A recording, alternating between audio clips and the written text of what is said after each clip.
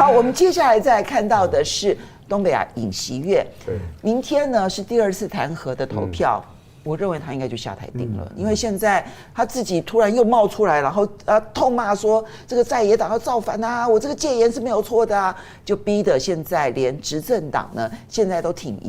都很难挺下去，已经有至少7位议员是公开表态支持挺弹劾案，其实只差1位，那可是因为执政党已经这个党魁已经说了，韩东勋已经说了，他说鼓励大家投赞成票。那因为韩东勋能够掌握的票数大概有17、18票，所以现在尹锡悦呢弹劾通过的可能性是极高极高，我认为是超过80%的几率哈。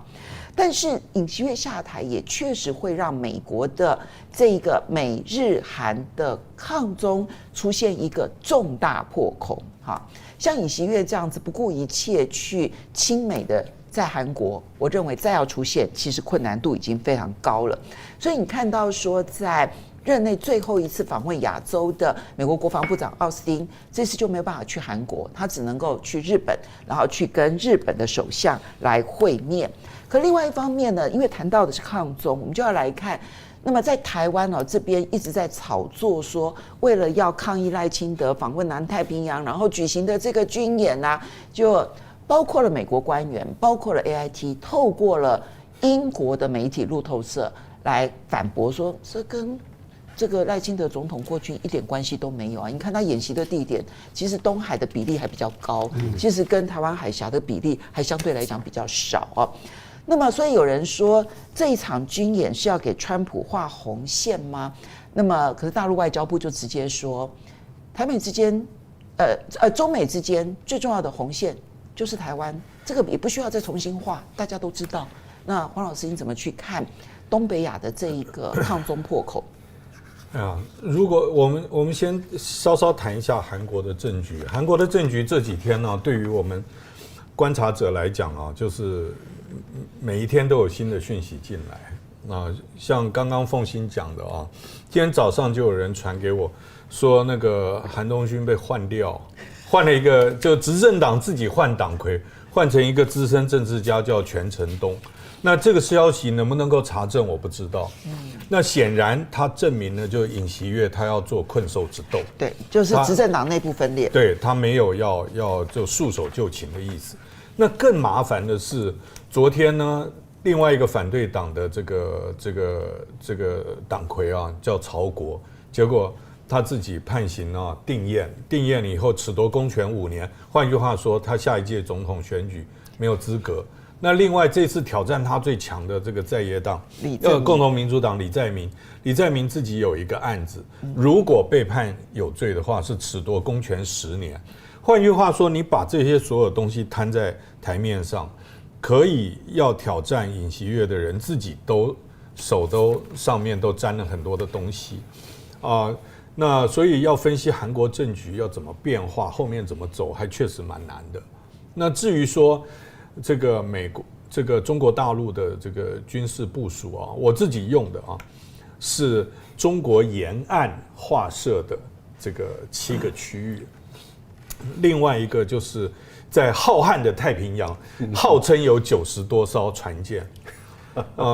那太平洋那么大，加上菲律宾海，西太平洋放90多艘。另外，我们昨天下午有一个退役非常被大家敬重的退将，用地图当场解释给很多媒体听，就是说在所有的西太平洋活动的船舰，只要没有开识别系统的，我们假设它是军舰，没有任何4艘或6艘形成编队。换一句话，既没有并行，也没有先后排列，所以完全看不出任何军演的这种态势。对，而且时间他讲得很明白，就是9号到11号。所以在这个时间内没有发生的话，那这个就是基本上就有点假了。另外划设的这个7个区域我昨天晚上还特地问了一些懂的人，就是说，那明明一整块看上去1块就好了，为什么要弄成贴纸？结果真正的答案让我豁然开朗。就是为什么要有这几块？其实你不要看它贴的部分，是要看它露出的缝隙的部分。原来它是依照国际民航组织，从上海飞台北，从上海飞东京，以及上海飞这个澳大利亚的航道，那其实是要看线，不是看区域。所以它是要画一个整个中国大陆东南沿海的一条空域保留区，但是中间留的线就是让国际民航可以正常运作。所以国际民航它完全没有违反国际民航组织的任何规定。所以我们如果是看贴住的部分，大家会觉得为什么一整块要切成5块？但是你把航线拉出来的时候，你完全豁然开朗。换一句话说，北京在做，或者是东部战区在做这件事情的时候，是对于国际法、对于国际民航组织的所有的规定是清清楚楚，完全不会引发国际反应的这种划分，而且时间又有固定。对，所以我觉得，那你觉得那个放话的国安人士到底是什么目的啊？我觉得第一个，我们切2块来看，一个就是说他是不是对赖总统过境的回应，那显然答案不是，因为美国国防部讲不是，AIT 也讲不是啊。那么第2块就是说，如果我们就演习区域，不管是东边的浩瀚的太平洋，或者是左边贴近中国沿岸的这个根本没有跨越中线的这些区域来讲，你怎么都不到联合利剑的那种威胁性。那所以所谓的国安人士的放话就有一点不好意思了啊。这个不好意思，太客气了，就是把心里的话说出来。我最难过的就是说，如果你的解读啊被美国国防部、被 AIT 否定啊在先，对，然后又跟过去的演习的张力差别那么大，你还如此讲，那这个啊，我最怕的是被美国人瞧不起，被北京瞧不起。好，那老师你怎么看？这一整条线，从韩国的破口到台湾胡乱操作的军演，韩国先谈韩国问题好了，因为尹锡悦的问题是在于他孤注一掷了啦，因为他知道这个国会已经通过了啊，这个特别检察，对特别检察案啊，那我们也看到了这个检察官，还有就是国家警察厅都要对他开始实施调查了，那这是叛国罪、内乱罪啊。这个对尹锡悦来讲的话，他这个是重刑，他跑不掉了，跑不掉怎么办？跑不掉，因为这是一般司法啊，所以他跑不掉。那现在怎么办？他就由大法官来决定，因为弹劾案通过以后要送到大法官。可是弹劾案一定会过吗？一定会过。我觉得弹劾案为什么会一定会过啊？因为现在的情况就是国民力量党的韩东勋。因为自己也算计太多，那现在是被尹锡悦打脸了，而且是打得啪啪响，颜面扫地啊，所以他要选总统的梦也没了。他本来想说拖到李在明进监狱，然后这个尹锡悦下台，然后他就可以代表国民力量党还有这么可能一搏啊。那现在这个梦也没了，没了怎么办？政治前途要不要更糟？那就做损害控管吧，就开放他的派系去投弹劾，所以我个人认为明天的弹劾的通过率是比以前高很多了。如果这次再没通过的话，那韩国人会把愤怒更多的是放在除了尹锡悦以外，还会放在国民力量党。这个对国民力量党是很不利的啊！我想这是他们自己要考虑清楚的。那韩国如果由共同民主党来当选的话，一定会影响到美日韩的三角同盟关系，这个态势很明白。第一个就是对于韩国的，如果是李在明当选，李在明一定要走平衡，他很重视美国没错，可是他一样重视中国大陆，对，他也不会去轻视俄罗斯，所以他一定要大陆跟俄罗斯协助帮忙，然后来控制住这个朝鲜，然后他会想办法缓和跟朝鲜的关系。那这样的话，他认为这样是对韩国最有利的。在这样的条件下，怎么可能会满足美国人的要求？更何况川普上来了以后，川普的东北亚的战略不会走拜登的战略模式，所以川普也会变，然后韩国也可能会变。那石破茂当然已经变了嘛。我们看到石破茂的态度，他一直释放出讯息，跟中国大陆缓和关系，这个态势，然后跟美国之间啊，不要让美国予取予求的这种态度也已经表现出来了。只要看中日之间的签证的放宽就知道了。所以我觉得3个的情况，除了中国不变以外，可是你看美日韩来讲，3者都变了。3者都变了，怎么可能美日韩的原来的拜登的那一个模型还能够运转得下去？我认为走不下去了。另外最后一个就谈到我们这次台海的，您刚刚讲的那个7块的这个空域保留区，其实那7块的空域保留区是针对北约、针对美国来的，因为美国跟北约的军机前段时间就是澳大利亚的军机也都到这个地方来，那中国把这块画出来了以后，也就是说你外军再进来的话，那我就不客气了，包括这个防空导弹该开雷达，该照射你，啊，我就会照射。就是你千万不要接近我。对，而且呢，我该给你打谢光弹，以后可能会更贴近，谢光弹会打得更多。你如果在这个地方栽机，是你自己负责任。我觉得画出这个空域保留区的态势，已经是明白的警告北约的所有的国家，你来挑战我，还有警告 AUKUS 的所有的国家。你来挑战我，你来试看看。我觉得这是目前来讲，他画这个区块的目的，这样子画比较吻合接振兄就是大家所估计的，因为他是有跟国际民航组织有通报的，他是有通报，所以在这个部分里面是完全遵守国际法的。最后一个就是谈到了一个军事的东西，因为我是军人退伍的啊，我们都知道在演习的时候啊，一旦演习，那就是有假想敌。有假想敌的时候，我们在开始要进入作战的时候，我们一定会有战斗队形。你不可能是散兵游勇的打仗，不管是海军也好、空军也好、陆军也好，都一样。我们一定有战斗队形。对，那只是说我们的战斗队形是不断的在调整，可是那个战斗队形是要摆出来的，因为那个不是摆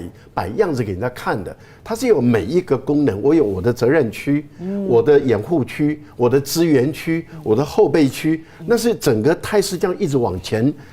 哪有说散兵游泳的1-2艘，然后出现不见，然后就开始。所以我从第一天啊开始的时候，我一看到台湾的这个国安部门啊，不具名的国安部门，丢给这个长期以来跟绿营合作的那一位《金融时报》的女记者的时候，我就知道有鬼了，出口转内销，然后在国际之间散布，然后再转回来，然后绿营的媒体绝对头版，结果完全判断一模一样。因为我那时候在 T 台的时候，我就直接说一定玩这个把戏，结果绿营的媒体就出来了，然后就开始轰隆轰隆弄，我就一直说，我说美国的这个美国的印太司令啊，帕帕罗那张嘴巴是一直喷口水的，那有这么大规模的军演，这个喷口水的印太司令，帕帕罗居然什么话都不说，什么都没看到，对，然后呢？日本也没看到，日本连一架无人机穿越宫古海峡，他都叫进入台湾的海域，他都会画出那个机，然后他的战机都会上去。日本是敏感到这样的一个程度的人，结果后来我就确定，台湾的跟我同姓的，但我不知道他是干嘛的，反正我知道他的那个民调支持度很低，4成的啊，他不代表台湾6成的民意的，我判断他会不会有阴阳眼。为什么说阴阳眼呢？就是说，你美国、日本都看不见，但就我看得见；你们都看不见解放军，就我看得见解放军。你看看多厉害啊！这叫做阴阳眼透视法。哇，那解放军更厉害。解放军有一套隐身术，就让你美日等所有的国家都看不见，但是只有台军看得见。哦，这种隐身术也很特别哦。如果不是有这种特殊的隐身术，要不就是有阴阳眼。我觉得真的是很厉害啊！浩浩荡荡搞了一天了以后，今天突然间宣布说，大陆演习结束了，我们也解除警报。呸！没有演习哪来的结束的？好，所以香龙，我们其实看的是这一条线，就是拜登好不容易围出来的这一条抗中线。你现在看到破口处处，当然韩国是最戏剧化的，那台湾是最无厘头的。因为拜登这4年努力操作的东亚政治，现在看起来都面临瓦解，他的3、4、5都有问题，他的 AUKUS 所谓的专门针对抗中而来的这样的一个军事同盟，如果以川普，他连北约都不感兴趣，对 AUKUS 我估计更不感兴趣。没错，没错。第二个，拜登所推动的 QUAD， 这个 QUAD 你看到印度在当下，就因为我们最近都不太会注意印度。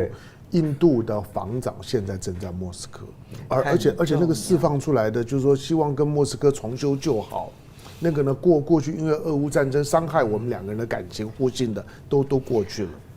提一下，就是印度呢最大的财团阿达尼，他在纽约检察官起诉了这个阿达尼之后，而阿达尼他现在跟莫迪之间的关系是如此之好，所以在印度的反对党是用这件事情大力的抨击执政党，而执政党是直接攻击说美国介入印度政治的，所以你就知道印度现在的情势是很微妙的。所以印度的外长辛格现在到莫斯科，莫斯科的梅德韦杰夫现在呢到北京，然后你看到最近的中印关系事实上不只是双方的边境的处理的相互的撤军，印度呢在努力的缓和跟中国之间的关系，印度同时也在他之前对于不管是QUAD的军事化，或者是对于所谓 IPEF 的印太经济架构的保留。就是QUAD基本上面回到了这个阶段了之后呢，QUAD也已经名存实亡。印度呢会重新回到他自己的战略轨道上面。那这种的背景下面呢，再加上呢，因为在过去东北亚的气氛会让拜登觉得这两个小兄弟呢可以得诺贝尔奖，是因为尹锡悦嘛。可是尹锡悦从他上台的时候，大家就觉得他在韩国政治是个异类。你把他过去曾经公开讲过的话摆在一起，你甚至觉得这个人脑袋是有点问题的。就是尤其他最近的动作，周围人都不知道。然后判断力怎么？然后呢？前一个礼拜呢，表现的呢道歉，然后收敛的谦卑，然后任凭处置。隔2天之后呢，又出来呢，要奋战到底。周围的人要挺他也不对，不挺他也不对。这个人本身从他当选了之后呢，要不要住进青瓦台，他就开始有很多神秘主义的东西呢，就他的脑袋里面。当然我主观认为，你看到昨天当他老婆的特检法已经通过了之后，他老婆是跑不掉的。对，他老婆接下去呢，只要还待在韩国，他老婆坐牢的机会非常高。所以他们要不坐牢，只有流亡。他老婆坐牢了之后，只要3个月不整形嘛，马上就会现出原形。那个全世界就会看到一个真正的金建熙。我说只要3个月不整形，你就会现出原形。我估计那一刻，也许韩国人很想看，但是对尹锡悦绝对不想看到那一刻。所以眼前呢，也许啦，我认为就是台面下的东西呢还没有谈好。他们两个人只要留在韩国，这对夫妻过去固然韩国的历任领导人卸任之后去坐牢的比皆是，可是夫妻一起坐牢的那可就这一对了。那因此眼前呢看起来是还有要谈的。今天算过关的机会呢很高，但是韩国政局短时间之内呢是很难稳定的。可是所有的东北亚呢，我只关注中国在干什么。因为中国先开放了韩国的免签，又开放了日本的免签，尤其最近在这一波的军演，它当然不是对台湾了。老实讲，其实大陆军演，大陆不知道。但是你会发现，当台湾说大陆军演的时候，事实上是台湾在军演。台湾借着呢，以大陆军演的借口，台湾做了很多的动员部署，是过去没有的哦。所以呢，台湾在干什么？台湾似乎呢，在川普即将要上任之前的时候，在制造一种的气氛呢，引导呢中美之间呢对台海的情势做误判，就是栽赃中国，误导美国。我说栽赃中国，就是中国没有在对你做什么，可是要不断对国际社会嚷嚷说他打我，他摸我，然后你们要怎么样？那中国说我没有啊，可是你知道其他人呢，你没看到的时候，其他人会有一些惯性的反应。如果以川普最近接受媒体的访问，媒体一定问他说你要不要对台湾做一个承诺？这种的气氛下面来讲，如果说一个不太成熟、定力不够的领导人，很可能看着新闻就说你今天的中国呢，在台湾周围就军演，我要如何讲得出来不挺台湾的话？所以你觉得美国上当的可能性高吗？美国到现在为止没有，我只是说，当我怀疑是林飞帆在操作这件事情，而国防部只是不敢 say no 的继续跟着呢去跟风的去炒作，而林飞帆现在人在美国，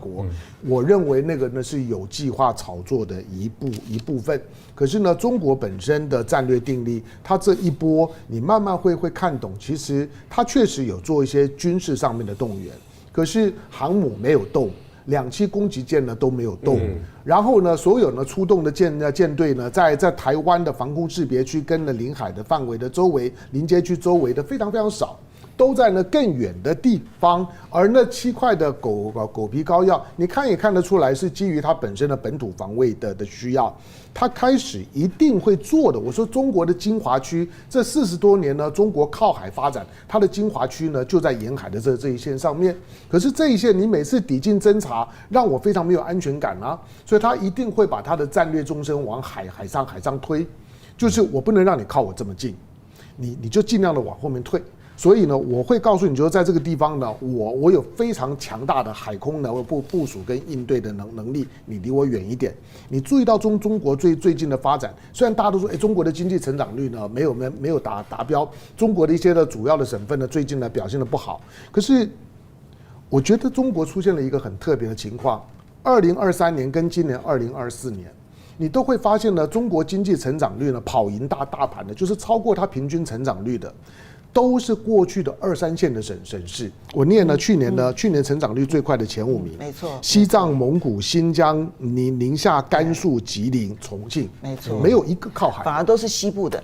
他其实他把重点摆在这些呢过去比较弱势的区域，那些的弱势的区域的成长率都远高于就到全国的平均成长率，所以呢他在借着这个机会，我觉得大家可以留意这一点，他把他的资源现在呢再往过去呢发展比较冷的区域呢再挹注，再过几年之后呢就看他慢慢就拉平了。我觉得中国在做这件事情，我觉得拉平很难，但是拉近对，就是要拉近嘛。就是其实这个是一个大范围宏观调控贫富差距的方式，让过去发展慢的那些冷区域呢，在现在大家认为中国经济不太行的时候，可是这些地方的发展的势头都不错。相反的，原来沿海的这一线呢，现在比较暗淡，但是几年之后你再看的时候，它的那个贫富差距以及过去比较冷的区域发展上来了之后，整个样貌会改变。好，来，我们先谢谢这个 Jerry Lu 他的抖内，他特别谢谢，他说赖博士配得好，但是希望你嗓子能够早日康复。好，谢谢 Lee Logan 谢谢你的抖内，然后 Jeffrey Lee 谢谢你的抖内。